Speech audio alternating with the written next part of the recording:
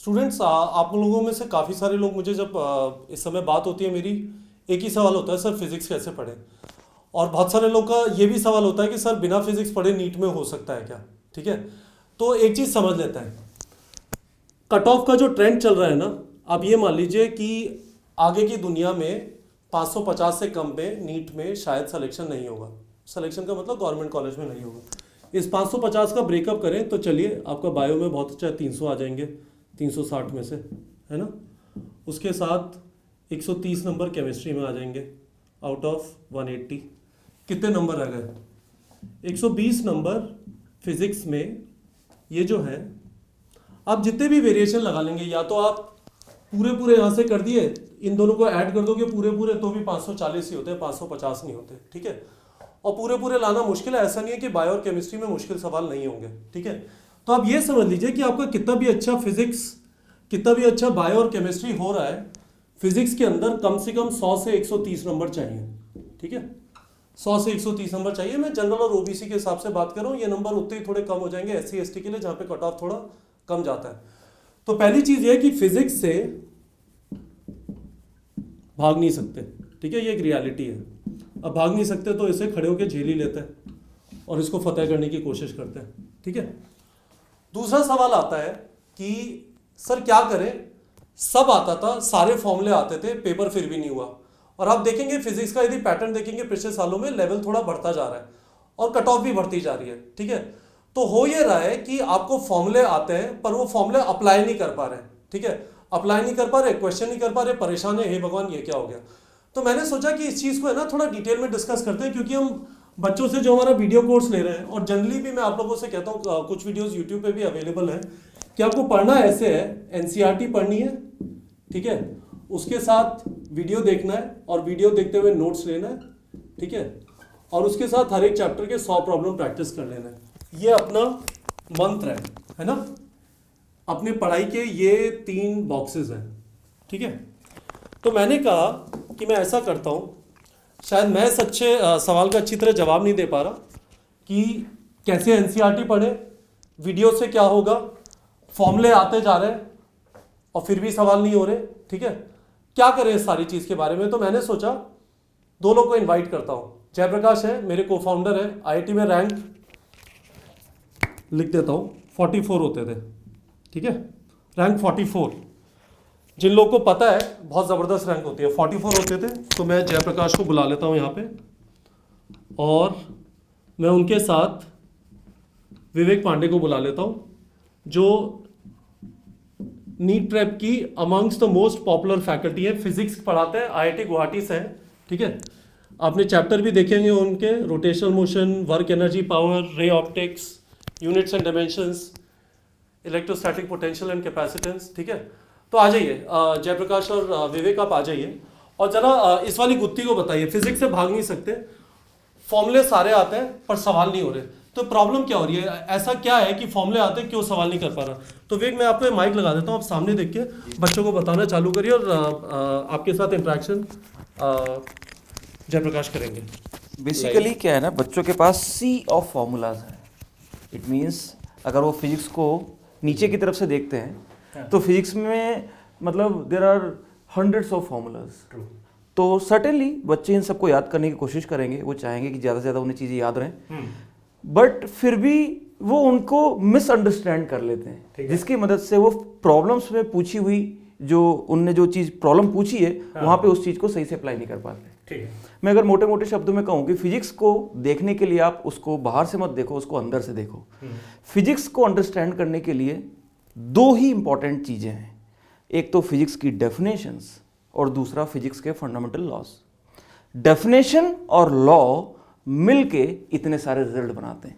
अगर आपको डेफिनेशंस और लॉज क्लियर हैं, जो कि एनसीईआरटी में लाइन बाय लाइन बड़े अच्छे से लिखी हैं और उनको बहुत अच्छे से वीडियोस में एक्सप्लेन किया गया है, और उसके बाद आप उसको लॉज के अंदर अप्लाई करना सीख जाते हैं, तो आपके लिए सैकड़ों के हजारों रिजल्ट्स आप खुद से अपने बना लेंगे और वो फिजिक्स आसान हो जाती है। और यही बच्चे आजकल कर रहे हैं, जिसलिए इतना मुश्किल पेपर, इतना लेंदी पेपर और इतने डिफरेंट कॉन्सेप्ट्स होने के बावजूद कट ऑफ बढ़ रही है, because they know the crux, the core, that is laws and the definitions of the physics. तो पांडे सर, मैं एक सवाल पूछना चाहूँगा इसी पे जी। आपने तीन चीजें बोली, डेफिनेशंस, जी, लॉज और फॉर्मूलाज। हाँ, मतलब डेफिनेशन और लॉ मिलके फॉर्मूले बनाते हैं। अपने को डेफिनेशन और लॉ अच्छे से सीखना है। तो अब ये बताइए, मैकेनिक्स जैसे मैं लूँ एग्जांपल, हाँ, तो मैकेनिक्स में बहुत सारी चीजें हैं, कुछ डेफिनेशन, लॉज हैं और फॉर्मूलाज की भरमार है, फोर्सेस है, मोमेंटम है, एनर्जी है, जी, पावर है, बहुत सारी चीजें हैं। जी, जी, ठीक है, जी। तो आप मैकेनिक्स के रिस्पेक्ट में समझाइए, जो कि सबसे टफ भी है, सबसे ज्यादा प्रॉब्लम भी होती है और उसी में सबसे ज्यादा लोग तैयारी करने में रुक भी जाते हैं। तो आप उसके रिस्पेक्ट में बताइए कि इन तीनों चीजें का मतलब क्या है। अब वैसे आपकी ऑल इंडिया रैंक 44 थी तो आपको तो आइडिया है ही, खैर, बट मेनली मेरा वही पॉइंट है कि mechanics is the beautiful part of the physics. मतलब मैकेनिक्स लोगों को बहुत टफ लगती है, लोग इसको छोड़ के चले जाते हैं। लेकिन अगर मैं मैकेनिक्स में कहूँ तो there are only 3 approaches to deal with the mechanics. One is the approach of force, यानी आप फोर्स के थ्रू प्रॉब्लम्स को डील करते हैं। फोर्स जैसे अगर एक इंक्लाइंड प्लेन का बॉडी है, उसका एक्सेलरेशन बताओ, टाइम बताओ, तो आप mg sin थीटा लिखते हो, टाइम लिख देते हो। दूसरी अप्रोच होती है एनर्जी की। मान लो इंक्लाइंड प्लेन अगर स्ट्रेट लाइन ना होकर एक कर्व हो जाए तो वहाँ पे हर पॉइंट पे फोर्स लिखना मुश्किल हो जाता है। इसलिए उस केस में हम लोग energy mg is equal to half mv² के वेलोसिटी लिख देते हैं। लेकिन एक और जो थर्ड अप्रोच है, जो कि उसका उतना ही इंपॉर्टेंस है, दैट इज मोमेंटम। मोमेंटम तब काम आता है जब फोर्स और एनर्जी दोनों ही लगाने इम्पॉसिबल हो जाते हैं। जैसे कोलिजन्स, जब दो बॉल टकराती हैं तो उनके बीच में लगने वाले फोर्स और उस टाइम निकलने वाली एनर्जी को डिटरमिन करना इम्पॉसिबल है। बट स्टिल टकराने के बाद बॉल्स की वेलोसिटी हम लिख सकते हैं यूजिंग द मोमेंटम। सो पूरी की पूरी मैकेनिक्स में अगर आप देखोगे, मैकेनिक्स ही नहीं, आप इवन इलेक्ट्रोस्टैटिक्स, इवन किसी भी चैप्टर में देखोगे तो अल्टीमेटली ये तीन ही अप्रोचेस से आगे बढ़ा जाता है, फोर्स, एनर्जी एंड मोमेंटम। तो सर यहाँ पे मैं फिर से एक डीप में जाना चाहूंगा और मैकेनिक्स के ही रिस्पेक्ट में आपसे पूछना चाहूंगा कि आपने जो तीन चीजें बोली, एक बोला एनर्जी, एक मोमेंटम और फोर्स। हाँ, तो आप मतलब एक मोटा-मोटा है कि डेफिनेशन और लॉ और ये फॉर्मूला, ये तीनों चीज इन तीनों टर्म्स में कैसे आए, एक एग्जांपल बता सकते हैं? हाँ, मतलब मैं एक चीज और क्लियर कर दूं कि अप्रोच, एक टर्म और आ गया। अप्रोच से मीनिंग क्या है? देखो, approach is the way to relate definition and fundamental laws. Approach से मतलब है कि आपने डिफाइन किया, फंडामेंटल लॉ लिखा, इनको किस तरह से रिलेट करना है, that is what I am saying as approach. जैसे फॉर एग्जांपल अभी अपने मैकेनिक्स का एग्जांपल लिया, तो सिंपल मैं एक डेफिनेशन का एग्जांपल देता हूं। हमने कुछ टर्म्स डिफाइन किए थे स्टार्टिंग में ही, जैसे अगर आपको याद हो एक्सेलरेशन, एक्सेलरेशन का फॉर्मूला, वो फॉर्मूला बाय डेफिनेशन आया। एक्सेलरेशन क्या था? एक्सेलरेशन का मतलब समझते हो, जिसकी स्पीड जल्दी चेंज हो जाए उसका एक्सेलरेशन ज्यादा है, और जिसकी स्पीड धीरे चेंज हो जाए उसकी एक्सेलरेशन कम है। तो मेजर कैसे करेंगे? डेफिनेशन को एग्जैक्टली समझना है। तो एक्सेलरेशन की डेफिनेशन होती है change in velocity upon time taken. Change मतलब final velocity minus initial velocity upon time taken. ये सबको पता है, लेकिन आपको पता होना चाहिए कि ये कैसे आया, बाय डेफिनेशन। दूसरा मैं आपके सामने एक एग्जांपल रखता हूं जिसको कहते हैं हम लॉ। तो आपको सबको पता है, सबसे पहला लॉ हम पढ़ते हैं वो न्यूटन्स लॉज ऑफ मोशन पढ़ते हैं। न्यूटन्स लॉ में सेकंड लॉ था F = ma। तो ये दो छोटे छोटे एग्जांपल्स हैं, एक तो एक्सेलरेशन और एक फोर्स। एक्सेलरेशन बाय डेफिनेशन आया, फोर्स और एक्सेलरेशन बाय लॉ आए, मतलब लॉ से हमने को रिलेट किया। अब मैं इन दोनों को रिलेट करके आपके सामने बहुत सारी छोटी छोटी चीजें, energy, momentum, work current theorem, कैसे रिलेट हुए देखते हैं। जैसे फॉर एग्जांपल, अगर मैं सिंपल जो अप्रोच में कह रहा था, अगर मैं सिंपल इस एक्सेलरेशन के इस डेफिनेशन को अगर मैं यहां इस लॉ में पुट कर दूं तो आपका ये क्या बन जाएगा? F = m × v - u upon t। t को आप उधर क्रॉस मल्टीप्लाई करोगे तो F × t = m × v - m × u। एक मिनट सर, तो मैं पूछना चाहूंगा आपसे एक सवाल।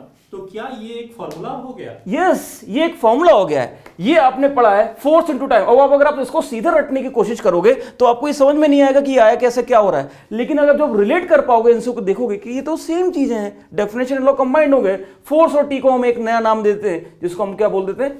इंपल्स। और उसके बाद ये जो m × v है, m × u है, इनको हम क्या बोल देते हैं? Final momentum minus initial momentum. तो ये आपको एक फॉर्मूला बन गया। सो ये एक अप्रोच हो गई कि दो, एक डेफिनेशन लॉ मिली और ये इंपल्स डेराइव होगा। और यही नहीं, एक और मैं अभी आपके सामने कार्डिगर जी का भी डील करके दिखाता हूं। वहां पे हम क्या करेंगे? एक्सेलरेशन का आपने v² - u² = 2as पढ़ा है, बिल्कुल पढ़ा है। अगर आप यहां पे ध्यान से देखोगे, एक्सेलरेशन को मैं यहां पे अगर लिखूं तो a will be equal to v² - u² upon 2s।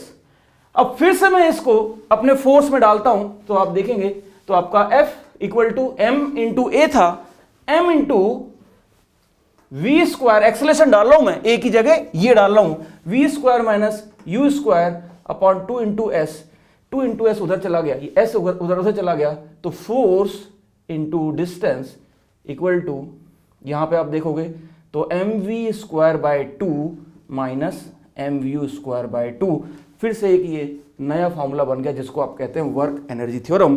This term is work and this is final kinetic energy minus initial kinetic energy. तो आप देखेंगे कि ये जितने भी लॉज है, इवन ये नहीं, आप इसी में टाइम से आगे बढ़ जाएंगे तो पावर आ जाएगा, everything is connected. There are only few things at the core of physics and they are definitions and the laws.